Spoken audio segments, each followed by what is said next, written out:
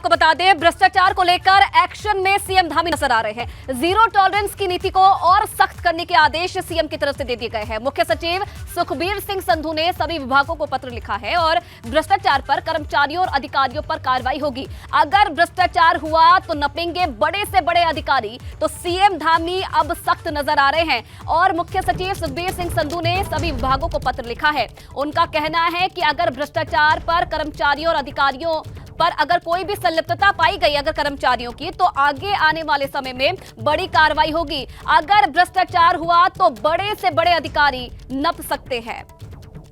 तो भ्रष्टाचार को लेकर एक्शन में सीएम धामी नजर आ रहे हैं और इसके लिए उन्होंने आदेश भी दे दिए हैं। जीरो टॉलरेंस की नीति को और सख्त करने के आदेश सीएम की तरफ से दे दिए गए हैं और इसी के बाबत अब जो मुख्य सचिव हैं सुखबीर सिंह संधू, उन्होंने सभी विभागों को पत्र लिखा है। उनका कहना है कि अगर भ्रष्टाचार हुआ तो कर्मचारियों और अधिकारियों पर कार्रवाई होगी। चाहे कितना भी बड़ा अधिकारी होगा, सब नपेंगे।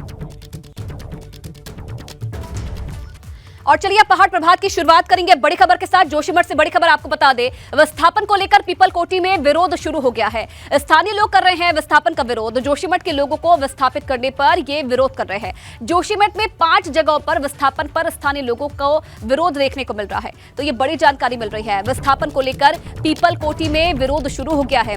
स्थानीय लोगों की तरफ से विस्थापन का विरोध किया जा रहा है। आपको बता दें कि जोशीमठ के लोगों को विस्थापित करने पर जो ये लोग हैं पीपल कोठी के, ये विरोध कर रहे हैं। जोशीमठ में 5 जगहों पर विस्थापन पर स्थानीय लोगों का ये विरोध देखने को मिल रहा है। तो ये बड़ी खबर, लगातार दरारें पड़ने का दौर जारी है। वहीं अब सरकार की तरफ से कोशिश की जा रही है कि जो प्रभावित परिवार है उन्हें कहीं और जगह विस्थापित किया जाए। पीपल कोठी उन जगहों में से एक है जहां पर ये सरकार की कोशिश थी कि लोगों को वहां पर विस्थापित किया जाए।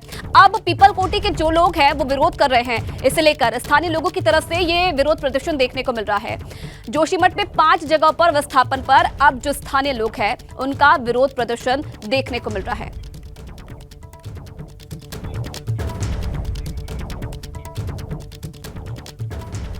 तो जोशीमठ में आपदा के बाद विस्थापन सरकार के लिए सबसे बड़ी चुनौती बन चुका है। अब तक जोशीमठ के अलग अलग क्षेत्रों के 259 परिवारों को शिफ्ट किया गया है, लेकिन विस्थापन को लेकर लोग एक मत नहीं है।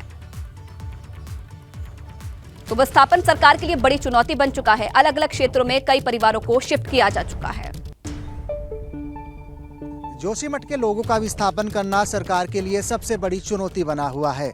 एक तरफ जहां राज्य सरकार जोशीमठ के लोगों के लिए कागजी लेखा जोखा नहीं तैयार कर पाई है, वहीं कुछ लोगों का कहना है कि बद्रीनाथ धाम में बन रहे मास्टर प्लान के तहत ही उनको मुआवजा दिया जाए। लेकिन कुछ लोग ऐसे भी हैं जो अपने घरों को नहीं छोड़ना चाहते। लेकिन जो जोशीमठ के आपदा प्रभावित परिवार हैं उनको बसाने की तैयारी सरकार कर रही है और ये पीपल कोठी है। इस पीपल कोठी के इस मैदान और आसपास के परिसर में ऐसे बहुत से परिवारों को बसाने की तैयारी राज्य सरकार कर रही है।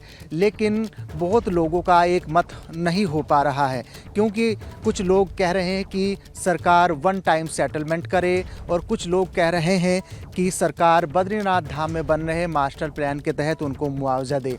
लिहाजा करीब 259 ऐसे परिवार हैं जिनको बसाने की तैयारी सरकार कर रही है। लेकिन सबसे बड़ी चुनौती सरकार के सामने यही है कि आखिरकार अलग अलग लोगों का अलग अलग मत है, जिसके चलते जोशीमठ के लोगों का विस्थापन करना सरकार के लिए सबसे बड़ी चुनौती बना हुआ है। अपने सहयोगी कैमरा पर्सन निशान चौहान के साथ विनोद कुमार, एबीपी गंगा, पीपल कोठी, जोशीमठ। और इधर जोशीमठ संकट के बहाने पूर्व मुख्यमंत्री त्रिवेंद्र सिंह रावत ने अपनी सरकार पर सवाल उठा दिए हैं। देवस्थानम बोर्ड को भंग करने पर त्रिवेंद्र रावत ने कहा है कि देवस्थानम बोर्ड होता तो जोशीमठ के लोगों को विस्थापन के लिए भटकना नहीं पड़ता। उन्होंने ये भी कहा कि देवस्थानम बोर्ड अगर होता तो 125 करोड़ की इनकम भी होती, जिससे लोगों का दोबारा बसाया उन्हें जा सकता था। तो जोशीमठ विस्थापन को लेकर पूर्व मुख्यमंत्री का ये बड़ा बयान। देवस्थानम बोर्ड होता तो 125 से 150 करोड़ की इनकम होती और केवल बद्रीनाथ जी के से जो हमको इन 4 धामों से जो हमको आय प्राप्त होती, उसी से जोशीमठ को पुनर्स्थापित किया जा सकता था। हमको पैसे के लिए भटकना नहीं पड़ता। तो ये कुछ दूरगामी सोच के साथ कुछ निर्णय होते हैं। अब मैं दुर्भाग्य मेरा कि मैं समझा नहीं पाया लोगों को। मैं समझा नहीं पाया, मैं इसे योग्य नहीं था कि मैं लोगों को समझा पाया। तो पूर्व मुख्यमंत्री का बयान भी आपने सुना। उनका कहना था कि अगर देवस्थानम बोर्ड होता तो जो विस्थापन है, जो जोशीमठ के लोगों को अभी दिक्कतों का सामना करना पड़ रहा है, वो नहीं होती है। चलिए ग्राउंड जीरो से क्या रिपोर्ट है, क्या तस्वीरें हैं, वो आपको दिखाएंगे। जोशीमठ से पीपल कोटी से विनोद कुमार हमारे साथ लाइव जुड़ रहे हैं और देहरादून में क्या एक्शन प्लान तैयार किया जा रहा है जोशीमठ के लिए, इस पर ज्यादा जानकारी देने के लिए रवि कैंतुरा हमारे साथ जुड़ रहे हैं। सबसे पहले विनोद का रुख करेंगे। विनोद, कहीं ना कहीं देखिए दरारें लगातार बढ़ती जा रही है। एक्शन के साथ साथ सरकार अब तैयारी कर रही है कि कैसे भी करके जो लोग हैं उन्हें विस्थापित किया जाए। कई सारी चुनौतियां हैं सरकार के सामने। कौन कौन सी ऐसी मुख्य चुनौती है जो अभी नजर आ रही है सरकार के सामने विस्थापन के दौरान? आयुषी, देखिए सबसे कई ऐसी महत्वपूर्ण चुनौती हैं बिल्कुल सरकार के सामने, चाहे लोगों का विस्थापन हो या फिर जिस तरीके से घरों में दरार बढ़ रही है उसको रोकना हो। और उसके साथ साथ एक बड़ी चुनौती ये है कि जिस तरीके से कई ऐसे होटल्स हैं, मकान हैं जिनको ध्वस्त करने की कार्रवाई राज्य सरकार, जिला प्रशासन की ओर से की जाएगी। लेकिन एक चुनौती और है, जिस तरीके से लोगों का विस्थापन यहाँ पर होना है। करीब 259 ऐसे परिवार हैं जिनको अलग अलग क्षेत्रों में सरकार विस्थापन कराने की तैयारी कर रही है, लेकिन अभी तक कोई कागजी कार्रवाई यानी लेखा जोखा पूरी तरीके से कोई तैयार सरकार की ओर से नहीं किया गया है। पीपल कोटी उसी क्षेत्र में है। पीपल कोटी में भी लोगों को बसाया जाएगा, लेकिन विरोध यहाँ पर स्थानीय लोगों का शुरू हो गया है। और जितने भी लोग यहाँ पर बसाए जाएंगे उससे पहले यहाँ के जितने स्थानीय लोग हैं उनका विरोध यहाँ पर देखने को मिल रहा है। लोगों का साफ तौर पर कहना है ये खुला मैदान है जिसमें सरकार लोगों को बसाने जा रही है, लेकिन विरोध साफ तौर पर यहाँ पर देखने को मिल रहा है। लोग यहाँ पर क्रिकेट खेलते हैं, बच्चे यहाँ पर खेलते हैं, लेकिन स्थानीय लोगों का मानना है कि ये बिल्कुल गलत सरकार कर रही है कि इस तरीके से यहाँ हम किसी को बसने नहीं देंगे। हमारे साथ में कुछ लोग हैं, युवा भी हैं, कुछ महिलाएं भी हैं जो रोज़मर्रा के कामकाज के लिए यहाँ से निकलती हैं, जाती हैं। आंटी जी, आप बताइए, कुछ लोगों को बसाने की तैयारी यहाँ पर है, आप लोग यहाँ के स्थानीय लोग हैं, क्या कहेंगे, क्या मांग? हमारा कहना है हम ये फील्ड देंगे नहीं, हमारे बच्चों का खेल का है और हमारा मेला ग्राउंड है, हमारे यही है, सब हमारी ये धरोहर है। बिल्कुल हम देंगे नहीं, हम धरने में बैठेंगे, हम बिल्कुल नहीं देंगे इस फील्ड को। क्या आप क्या कहेंगे? बिल्कुल नहीं देंगे ये फील्ड को हम। ये हमारा बच्चों का खेल मैदान है, सबका खेल मैदान है इधर। हमारे गोबंड का ये। आप लोगों को कब पता चला कि लोग यहाँ पर बसने जा रहे हैं? हमको 2-3 दिन पहले से पता हो रहा है कि इधर बस रहे हैं लोग। आप क्या कहेंगे, विरोध कर रहे हैं इस चीज़? कर रहे सब लोग, बिल्कुल नहीं देंगे लोग।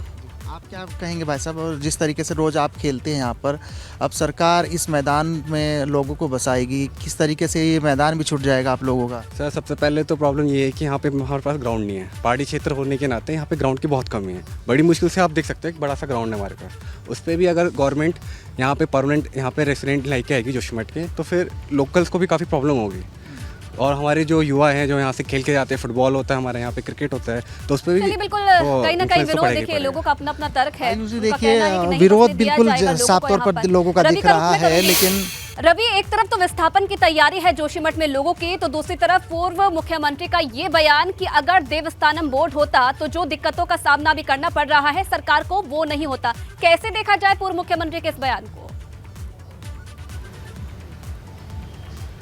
बिल्कुल, देखिए पूर्व मुख्यमंत्री त्रिवेंद्र सिंह रावत के इस बयान को सीधे तौर पर ऐसा देखा जा सकता है क्योंकि धामी सरकार ने ही देवस्थानम बोर्ड को रद्द कर दिया था। और उससे पहले जब त्रिवेंद्र रावत मुख्यमंत्री थे तो उन्होंने श्राइन बोर्ड की तर्ज पर ही यहाँ पर देवस्थानम बोर्ड लाने की बात कही थी। इसका विरोध हम सब ने देखा कि बहुत ज़्यादा हुआ था। हालांकि आम लोग इसके विरोध में शामिल नहीं थे, लेकिन जो पंडा पुरोहित थे, जो समाज था, जो पंडित थे, उनका ही इस पर पूरी तरीके से विरोध था। पूरे धरना प्रदर्शन हुए और उस वक्त जब त्रिवेंद्र सिंह रावत ने काफ़ी कोशिश की कि देवस्थानम बोर्ड को लाना चाहिए और इसके बहुत सारे किस तरीके के फायदे हो सकते हैं उनको गिनाने की कोशिश की थी, लेकिन जो पंडा समाज है वो नहीं माना। इसके बाद जब धामी सरकार आई तो उन्होंने 2021 में इसको रद्द कर दिया और देवस्थानम बोर्ड को वापस ले लिया। आज पूर्व मुख्यमंत्री त्रिवेंद्र सिंह रावत ने एक बार फिर से वही बात कही है कि अगर देवस्थानम बोर्ड होता तो आज जिस तरीके से जोशीमठ के हालात हुए हैं, वहां पर 125 से 150 करोड़ की जो इनकम इस वक्त होती, इस वक्त चारधाम यात्रा में, उससे जोशीमठ को आसानी से दूसरी जगह बसाया जा सकता था और किसी भी तरीके की दिक्कत जो है धनराशि को लेकर नहीं होती। तो ऐसे में पूर्व मुख्यमंत्री त्रिवेंद्र त्रिवेंद्र सिंह रावत ने अपनी ही मौजूदा सरकार पर ये सवाल खड़े किए हैं कि देवस्थानम बोर्ड को रद्द करने का फैसला उनका गलत था।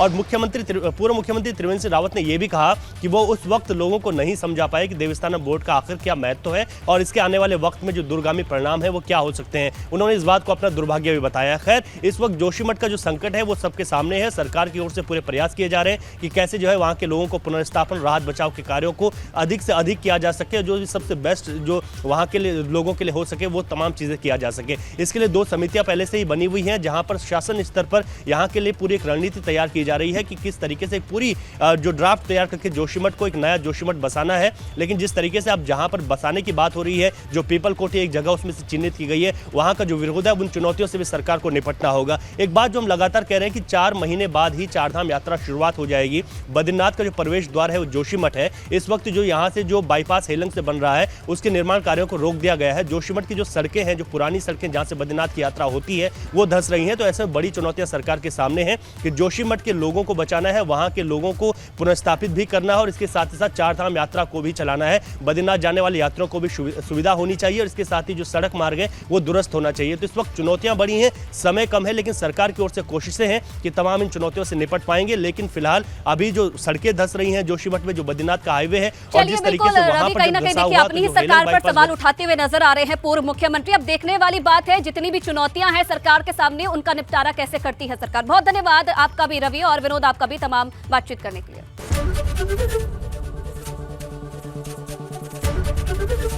एबीपी गंगा, खबर आपकी, जुबान आपकी।